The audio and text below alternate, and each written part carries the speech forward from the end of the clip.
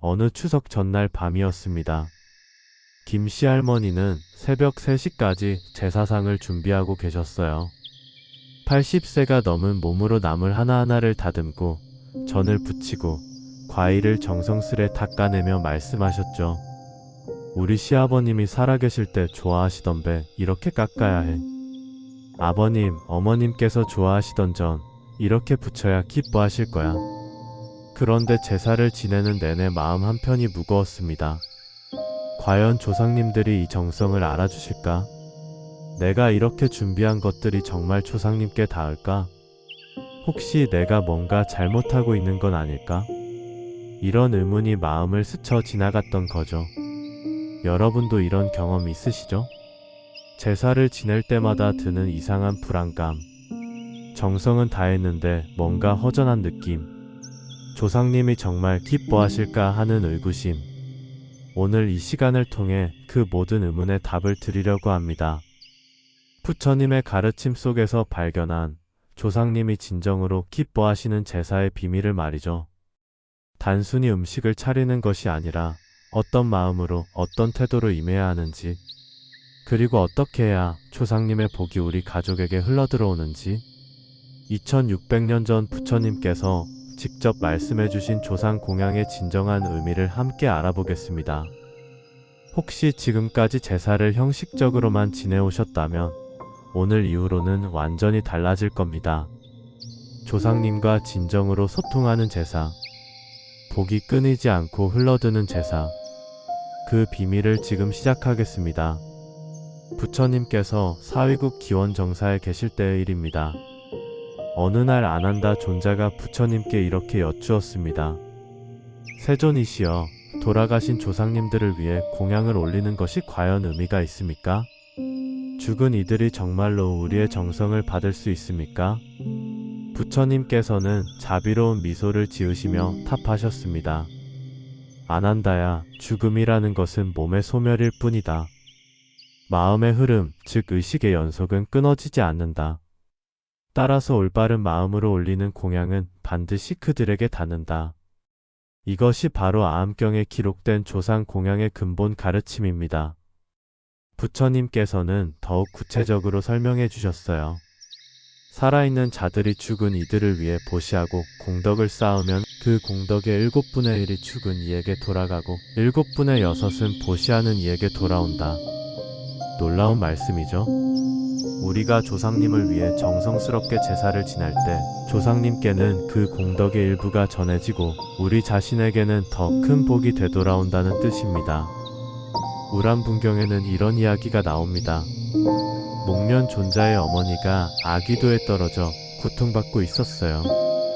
아무리 음식을 가져다 드려도 입에 들어가기 전에 불타버렸습니다. 목련 존자가 부처님께 도움을 청하자 부처님께서 말씀하셨죠. 너 혼자의 힘으로는 부족하다. 많은 스님들과 함께 정성스럽게 공양을 올리고 그 공덕을 내 어머니에게 회양하라. 목련 존자가 부처님 말씀대로 우람분해를 열어 공양을 올리자 어머니는 아기의 고통에서 벗어날 수 있었습니다. 이것이 바로 우람분절, 즉 백중의 기원이에요. 여기서 중요한 것은 회양이라는 개념입니다. 회양이란 자신이 쌓은 공덕을 다른 존재에게 돌려주는 것이에요. 제사도 마찬가지입니다. 우리가 정성스럽게 음식을 준비하고 깨끗한 마음으로 절을 올리고 진심으로 조상님을 기리는 그 모든 행위가 바로 공덕이 되는 거죠. 그리고 그 공덕을 조상님께 회양할 때 조상님은 더 좋은 곳에서 평안을 얻으시고 우리는 그보다 더 큰 복을 받게 되는 겁니다. 치장경에서는 이렇게 설명합니다. 살아있는 자가 죽은 이를 위해 선업을 행하면 죽은 이는 그 공덕으로 고통에서 벗어나고 살아있는 자는 그 몇 배의 복을 받는다. 부처님께서는 또한 이렇게 말씀하셨어요. 조상을 공경하고 받드는 것은 곧 효도의 근본이다. 효도하는 집안에는 천신들이 보호하고 폭덕이 끊이지 않으며 재앙이 멀리 물러간다. 이것이 바로 불교에서 말하는 조상 공양의 원리입니다. 단순히 죽은 이들을 위한 의례가 아니라 산자와 죽은 자가 함께 이익을 얻는 상호 부조의 행위인 거죠. 그렇다면 구체적으로 어떻게 해야 할까요? 부처님께서는 이런 조건들을 제시하셨습니다. 첫째, 청정한 마음으로 임할 것. 둘째, 정성스럽게 공양물을 준비할 것. 셋째, 진심으로 조상님을 기릴 것. 넷째, 그 공덕을 조상님께 회향할 것. 이 네 가지만 제대로 지켜도 조상님은 분명히 기뻐하시고 우리 가족에게는 복이 끊이지 않을 것입니다.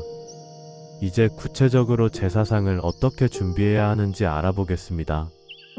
부처님께서는 증일아함경에서 이렇게 말씀하셨어요. 공양에는 5가지가 있다. 음식 공양, 의복 공양, 침구 공양, 약물 공양, 그리고 향과 등불이다. 제사상도 이 원리를 따라야 합니다. 먼저 음식 공양부터 살펴보죠. 쌀밥은 반드시 새로 지어야 합니다. 찬밥이나 남은 밥을 올리는 것은 정성이 부족한 거예요. 부처님께서는 새롭고 깨끗한 것을 올려야 공덕이 크다고 하셨습니다. 국물은 맑고 깨끗하게 끓여야 해요. 미역국, 무국, 두부국 등이 좋습니다. 붉은 고기로 끓인 진한 국물보다는 담백한 국물이 더욱 청정합니다. 나물류도 중요해요. 시금치, 콩나물, 도라지, 고사리 등은 각각 의미가 있습니다. 시금치는 조상님의 건강을 기원하는 뜻이고, 콩나물은 후손의 번영을 상징하며, 도라지는 장수를 의미하고, 고사리는 정성과 효심을 나타냅니다. 하지만 가장 중요한 것은 어떤 나물을 올리느냐가 아니라 얼마나 정성스럽게 준비하느냐입니다. 전류도 빼놓을 수 없죠. 두부전, 호박전, 생선전 등을 부칠 때는 마음을 비우고 집중해야 합니다. 이 전 하나하나에 우리 가족의 정성을 담아서 조상님께서 기뻐하시기를 바랍니다. 라고 마음속으로 기도하며 부치세요. 그러면 그 정성이 고스란히 전해집니다. 과일은 제철 과일로 준비하는 것이 좋아요. 사과, 배, 감, 귤 등을 깨끗하게 씻어서 정성스럽게 깎아 올립니다.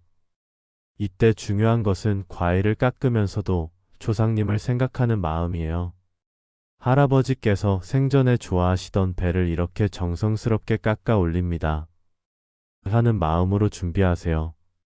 떡류는 시루떡이나 송편이 전통적이지만 요즘은 준비하기 어려우시죠? 대신 깨끗한 마음으로 구입한 떡이라도 상관없습니다. 중요한 것은 이것이 최선입니다. 라는 진심이에요. 부처님께서는 마음의 정성이 곧 공양의 가치라고 하셨습니다. 이제 향과 촛불에 대해 말씀드릴게요. 향은 조상님을 부르는 신호와 같습니다. 좋은 향을 피우면 조상님의 영혼이 그 향기를 따라오신다고 해요. 하지만 너무 진한 향보다는 은은한 백단향이나 침향이 좋습니다. 촛불은 어둠을 밝히는 지혜의 상징이에요. 조상님께서 밝은 곳으로 가시라는 의미도 있고 우리 마음의 어둠도 밝혀준다는 뜻도 있습니다. 촛불을 켤 때는 이렇게 기도하세요. 이 빛이 조상님께 평안을 드리고 저희 가족에게도 지혜와 복을 내려주시기를 바랍니다. 술은 반드시 필요한 건 아니에요. 부처님께서는 술을 마시지 말라고 하셨으니까요. 대신 깨끗한 물이나 차를 올려도 됩니다. 특히 조상님께서 생전에 좋아하시던 차가 있다면 그것을 올리는 것이 더욱 좋아요. 마지막으로 가장 중요한 것, 바로 우리의 마음입니다. 아무리 좋은 음식을 올려도 마음이 없으면 소용없어요.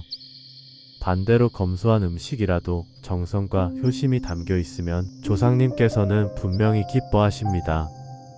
부처님께서 말씀하신 것처럼 적은 것을 정성으로 올리는 것이 많은 것을 마지못해 올리는 것보다 낫다. 이 말씀을 항상 기억하시기 바랍니다. 이제 제사를 지낼 때 가져야 할 올바른 태도에 대해 말씀드리겠습니다. 부처님께서는 부모운 중경에서 이렇게 하셨어요. 부모의 은덕은 하늘보다 높고 바다보다 깊다. 살아서는 효도로 섬기고 돌아가신 후에는 제사로 받들어라. 먼저 제사 준비를 할 때의 마음가짐부터 살펴보죠. 제사 준비는 며칠 전부터 시작됩니다. 이때 가장 중요한 것은 기다리는 마음이에요. 조상님을 맞이할 준비를 한다는 설렘과 기대감으로 시작하세요. 마치 오랫동안 못 본 부모님이 집에 오신다는 마음으로 준비하는 거죠. 장을 보러 갈 때도 마찬가지예요. 어떤 걸 사야 조상님이 기뻐하실까 하고 생각하며 하나하나 골라보세요. 이런 마음 자체가 이미 효도이고 공양입니다. 음식을 준비할 때는 감사하는 마음이 필요해요. 조상님께서 저희를 이 세상에 태어나게 해주시고 지금까지 보살펴 주신 은혜에 감사드립니다. 이런 마음으로 음식 하나하나를 정성스럽게 만드세요. 그러면 그 음식에 감사의 에너지가 담겨서 조상님께 전해집니다. 설거지나 청소를 할 때도 마찬가지예요.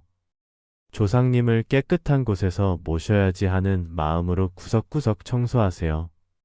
이런 정성이 바로 공덕이 되는 겁니다. 제사 당일 제사상을 차릴 때는 공경하는 마음을 가지세요.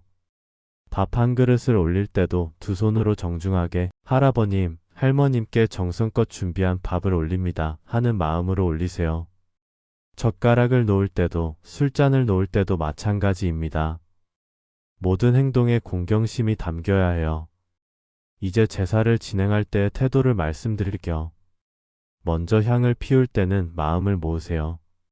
산란한 마음을 가라앉히고 온전히 조상님께만 집중하는 겁니다. 부처님께서는 마음이 한 곳에 집중될 때 진정한 공양이 이루어진다고 하셨어요. 절을 올릴 때는 겸손한 마음이 가장 중요합니다. 자신을 낮추고 조상님을 높이는 마음으로 절하세요. 절 한 번 한 번이 모두 수행이에요. 자아를 내려놓고 조상님 앞에서 겸손해지는 것 자체가 마음 공부입니다. 충문을 읽을 때나 기도할 때는 간절한 마음으로 하세요. 단순히 글을 읽는 것이 아니라 마음 깊은 곳에서 우러나오는 진심을 담아야 합니다. 조상님, 저희가 이렇게 살아가고 있습니다. 부족한 점이 많지만 조상님 은덕에 보답하며 살겠습니다. 저희 가족을 보살펴 주시고 좋은 곳에서 평안하시기를 바랍니다. 이런 간절함이 진짜 기도입니다. 헌주를 올릴 때는 나눔의 마음을 가지세요. 좋은 것을 조상님과 함께 나눈다는 마음으로 올리는 거예요. 혼자만 좋은 것을 먹는 것이 아니라 조상님께 먼저 대접하고 우리가 함께 드신다는 마음입니다. 시식할 때도 마찬가지예요. 조상님께서 드신 음식을 우리가 함께 나눠 먹는다는 교감의 마음으로 시식하세요. 그러면 단순한 식사가 아니라 조상님과의 영적 교류가 됩니다. 제사가 끝날 때는 아쉬운 마음을 표현하세요. 조상님, 벌써 가시는 건가요? 더 머물러 주시면 좋겠는데. 이런 아쉬움이 바로 효심입니다. 부처님께서 말씀하신 제사의 핵심은 바로 이것입니다.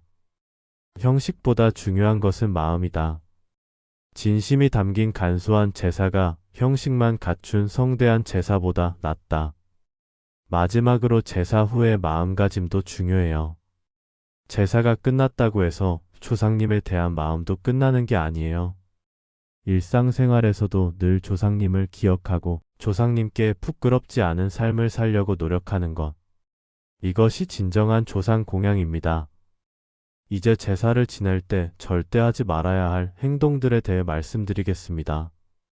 부처님께서는 선업에는 선과가 따르고 악업에는 악과가 따른다고 하셨어요. 제사도 마찬가지입니다. 잘못된 태도로 임하면 오히려 복이 달아날 수 있어요. 첫 번째, 마지못해 하는 제사입니다. 귀찮은데 어쩔 수 없이 해야지 하는 마음으로 제사를 지내면 안 돼요. 이런 마음은 조상님께도 전해지고 우리에게도 좋지 않은 에너지가 돌아옵니다. 부처님께서는 억지로 하는 선업은 진정한 선업이 아니다라고 하셨어요. 두 번째, 다투면서 하는 제사입니다. 제사 준비하느라고 가족끼리 싸우고 누가 뭘 준비할 것인지로 다투고 비용 문제로 언성을 높이는 것. 이런 일이 있으면 조상님께서 오히려 슬퍼하십니다. 화합하라고 모인 자리에서 불화를 일으키는 건 본말이 전도된 거예요. 세 번째, 과시하려는 마음으로 하는 제사입니다. 우리 집 제사상이 얼마나 풍성한지 보여주자. 다른 집보다 더 잘해보자. 이런 마음은 조상님을 위한 것이 아니라 자기 만족을 위한 거예요. 부처님께서는 허영으로 하는 공양은 공덕이 적다고 하셨습니다. 네 번째, 불결한 상태로 제사를 지내는 것입니다. 몸을 씻지 않고 제사를 지내거나 음식을 대충 씻어서 준비하거나 더러운 그릇에 음식을 담아 올리는 것. 이런 것들은 조상님께 대한 예의가 아니에요.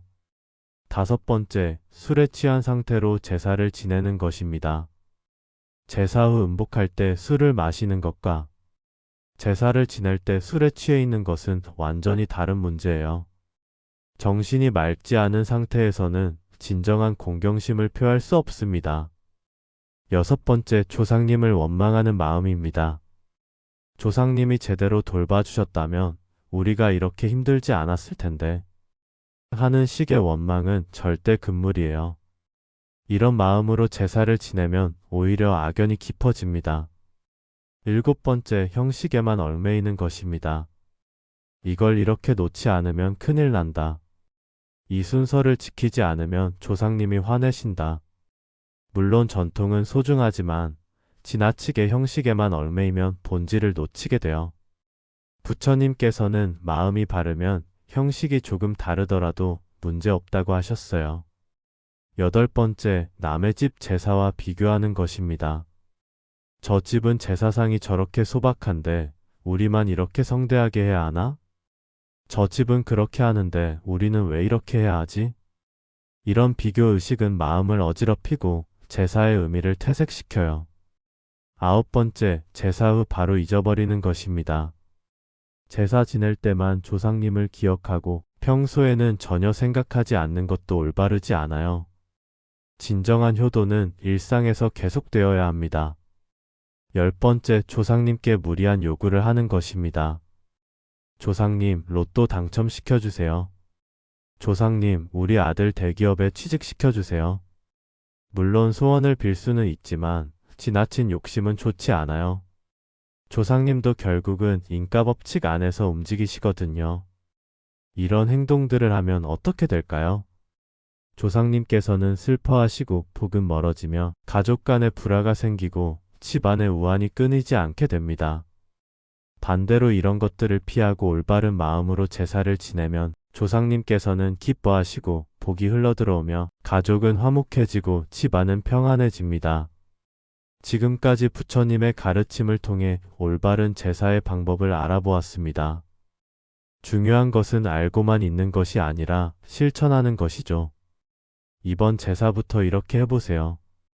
제사 준비를 시작할 때부터 마음을 정성스럽게 모으시고 조상님을 진심으로 그리워하는 마음으로 음식을 준비하세요. 제사를 지낼 때는 형식보다 마음을 중요하게 생각하시고 조상님과 진정으로 소통한다는 마음으로 임하세요. 그리고 제사가 끝난 후에도 일상에서 조상님을 기억하며 조상님께 부끄럽지 않은 삶을 살아가세요. 이렇게 하시면 분명히 변화가 있을 겁니다.